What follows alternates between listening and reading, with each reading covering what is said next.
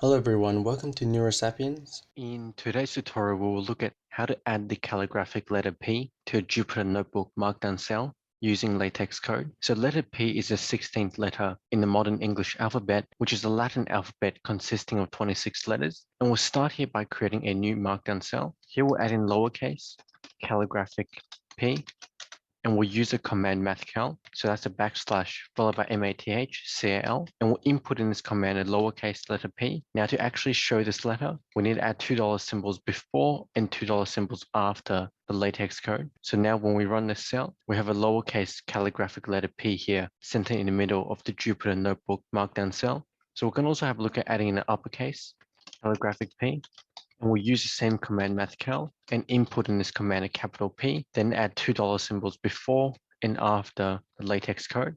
So now when we run this cell, we have an uppercase calligraphic letter P here, centered in the middle of the Jupyter Notebook Markdown cell. So this is how to add the calligraphic letter P to a Jupyter Notebook Markdown cell using LaTeX code.